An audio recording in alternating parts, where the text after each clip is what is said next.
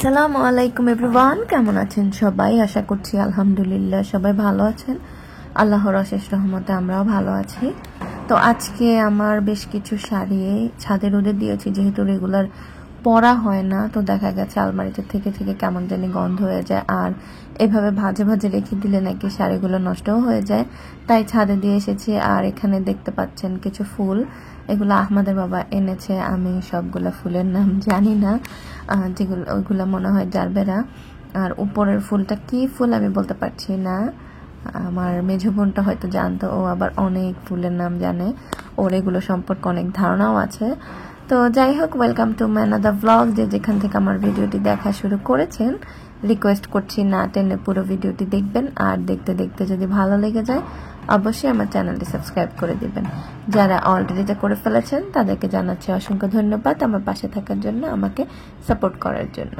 তো গল্প করতে করতে চলে আসলাম কিচেনে। এখন হচ্ছে রান্নাবান্নার সময়। আজকে স্কোয়াশ দিয়ে নারকেল চিংড়ি মাছ দিয়ে আমি রান্না করব। এই রেসিপিটা খুবই মজার। আমরা শসা যেভাবে খাই ঠিক সেভাবে শসা যেরকম নারকেল চিংড়ি মাছ দিয়ে করি এটাও।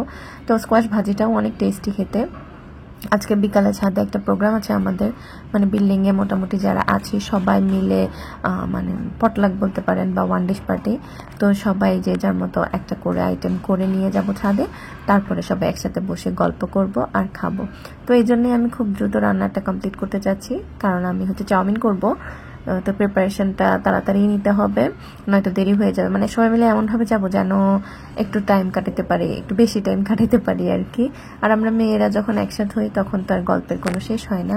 তো যাই হোক, বন্যার পরিস্থিতি নিয়ে না বললেই নয়, যেটা একটা নিউজ দেখলাম যে ফেনীতে নাকি বন্যার পানি কমার পরে কিছু মানুষ মনে হয় নিজেদের বাড়িতে ফিরে গিয়ে দেখে যে ঘরটাই ঠিক নাই। মানে এটা আসলে কত বেশি মর্মান্তিক, কি বলবো। গতকালকে নাকি ফারাক্কার 109টা গেট খুলে দিয়েছে। এটা যে আসলে কি হচ্ছে জানি না। জায়গায় জায়গায় আমাদের দেশের বাঁধগুলো ভেঙে যাচ্ছে। এটা হচ্ছে 15 বছরের উন্নয়ন। এত বেশি উন্নয়ন হয়েছে যে একটা বাঁধও ঠিকঠাক মতো সার্ভিস দিতে পারছে না এই ক্রান্তি লগ্নে। তো যাই হোক, আল্লাহ পাক নিশ্চয়ই আমাদের জন্য ভালো কিছু রেখেছেন, তাই এত পরীক্ষা নিচ্ছেন। তার উপরে শাহবাগে যেভাবে একটার পর একটা আন্দোলন হচ্ছে, আমি বুঝলাম না ব্যাটারি রিক্সা যারা, ওরা কিভাবে মেইন রাস্তায় চালানোর জন্য আন্দোলন করে। এটা কত রিস্কি একটা জিনিস। আমি একদিন বাসা থেকে আহমদকে স্কুলে আনতে গিয়েছিলাম, আমার মনে হইতেছিল কি আমি নেমে হেঁটে হেঁটে যাই, ওরা এতটা রিকলেসভাবে চালায়। তো এই জিনিসটা আসলেই খুবই রিস্কি। ওরা আগের মতো যেমন 9টার পরে রাস্তায় নামতে দিত, সেটাই আই থিঙ্ক বেটার ছিল। ব্যাটারি রিক্সাগুলো আসলে একদম কি বলবো, না করে দেওয়াই উচিত, এগুলোকে নিষিদ্ধ করা উচিত। এটা খুবই রিস্কি। তারপরে আবার তারা নাকি 76 ঘন্টার আলটিমেটাম দিয়ে গেছে। জানি না, আসলে এতদিন বাক স্বাধীনতা ছিল না, এখন বাক স্বাধীনতা পেয়ে যে যার যার মতো শুরু করে দিয়েছে। তারপরে স্কুলগুলোতে দেখি টিচারগুলোকে জোর করে অপমান অপদস্থ করে পদত্যাগ করাইতেছে। জানি না আসলে এগুলো কতটা যৌক্তিক। তবে যে তোমাকে একদিনও পড়াইছে সেও তোমার শিক্ষককে এইভাবে অসম্মান করাটা ঠিক না।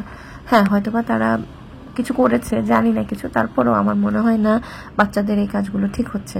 তো কথা বলতে বলতে এই যে আমার স্কোয়াশটা কাটা শেষ। স্কোয়াশটা দেখতেই পাচ্ছেন। এখন হচ্ছে এখানে আমি নারকেল চিংড়ি মাছ কষাই নিচ্ছি, এখানে স্কোয়াশটা দিয়ে দিব, আর ভাত রান্না বসাই দিচ্ছি। ওই পাশে ভাত রান্নাটাও হয়ে যাচ্ছে। মানে আমি যখন কাজ করি এমনভাবে কাজ করা শুরু করি যেন খুব দ্রুত আমার রান্নাগুলো শেষ হয়ে যায়, কারণ আমার মানে আস্তে আস্তে অনেক সময় নিয়ে কাজ করতে ভালো লাগে না।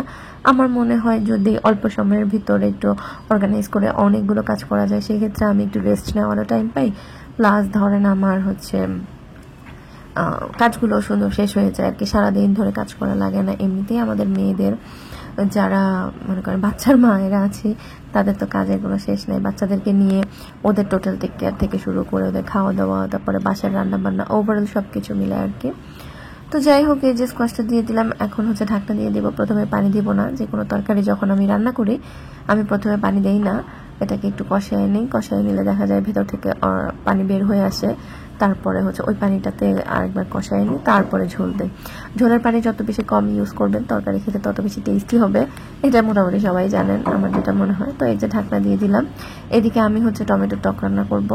এখন তো ধরেন সারা বছরই টমেটো পাওয়া যায়, আগে শুধু শীতকালেই পাওয়া যেত, এখন সারা বছর টমেটো পাওয়া যায়, সারা বছর আমরা আমাদের ইচ্ছা মতো খেতে পারি। তো টমেটো টক রান্না করার জন্য আমি এখানে হচ্ছে টমেটো নিলাম, তারপরে আলু দিলাম, আলুটা দিলে টমেটোর টকটা একটু মানে ঘন হয় আর কি, এই জন্যই দেওয়া। আর পানি দিয়ে দিলাম, এখন দিব লবণ হলুদ, তারপর এটাকে আমি রাইস কুকারে সেদ্ধ করে দিব, যেহেতু 2টা চুলাতে আমি রান্না করছি। তা আমি আগে আপনাদেরকে বলেছি যে আমি চেষ্টা করি এমনভাবে সব কিছু করার যাতে করে খুব অল্প সময়ের মধ্যে আমার সব কাজ শেষ হয়ে যায়। টমেটো টকটা আহমদের বাবার খুবই পছন্দের, আমারও পছন্দ, তবে অত বেশি না, আহমদের বাবার বেশি পছন্দ। আর আহমদ তো এটাকে স্যুপ, থাই স্যুপ মনে করে তারপরে খায়। তো যাই হোক, আসলে খেলেই হয়, কোনো না কোনোভাবে খেলেই হয়। এখনকার বাচ্চারা খাওয়া দাওয়া নিয়ে যে অবস্থা করে, ওরে বাবা। তো চেষ্টা করি আর কি যে একভাবে না একভাবে খাওয়ানোর, কারণ আমাদের তো কাজেই একটাই, সারাদিন ওদের পিছনে ঘুরঘুর করতে থাকা। তো এই যে আমি এখন হচ্ছে এখানে রাইস কুকারে দিয়ে দিব।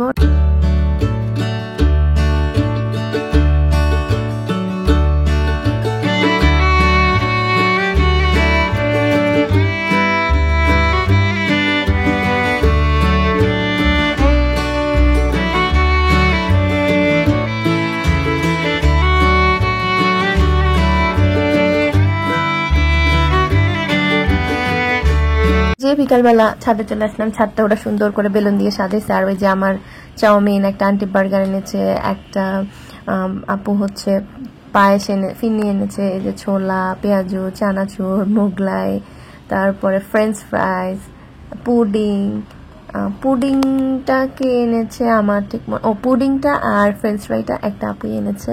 উনি বলতেছে যে আসলে আমরা যাই করতেছি বাচ্চাদের জন্য তেমন কোনো খাবার নাই, তো তাই এটা করলাম। তো এই বার্গারটা খুবই টেস্টি ছিল, দোকানের বার্গারের মতো একদমই। আন্টি লেটুস পাতা না পেয়ে বাঁধাকপি দিয়ে করেছেন, তো ওরাল ভালোই লেগেছে। আর এই যে পেঁয়াজটাও ভালো লেগেছিল খুব, মানে সবকিছুই খুবই ভালো লেগেছিল। আর একটা আন্টি এনেছিল জর্দাটাও খুবই মজার ছিল। আমরা সবাই মিলে বেশ কিছু সময় ভালোই কাটাইলাম। তো এখানে আর কি আমার হাত থেকে ক্যামেরাটা একটু ওলটপালট হয়ে গেছিল। তো এই যে আমরা সবাই এখানে বসে গেছি। আহমদ একটা চিপস কিনে এনেছে নিচে থেকে, এখানে আর কি আবারও খাবারগুলো আপনাদের সাথে শেয়ার করলাম।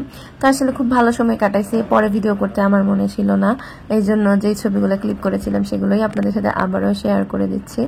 আসলে সবাই মিলে যখন এভাবে সময় কাটাই ফোনটা নিতে বা একটু ভিডিও করতে, তখন মনেই থাকে না। এই যে আমার ছেলেটা আর বাচ্চাগুলো এখানে বসে আছে, সবাই মিলে মাশাআল্লাহ আলহামদুলিল্লাহ খুবই সুন্দর একটা সময় কাটাইছি। আসলে মাঝে মাঝে না এরকম একসাথে সময় কাটানো দরকার, তাহলে মনটাও ভালো থাকে আর সবার সাথে সবার খুব সুন্দর একটা সম্পর্ক হয়ে যায়। তো এখানে সব ফ্লোরের বাচ্চারাই আছে, সবাই একসাথে, সব বাচ্চাগুলো। তো যাই হোক, এতক্ষণ ধরে ভিডিওটা দেখার জন্য ধন্যবাদ। এখানেই বিদায় নিয়ে নিচ্ছি, আল্লাহ হাফেজ।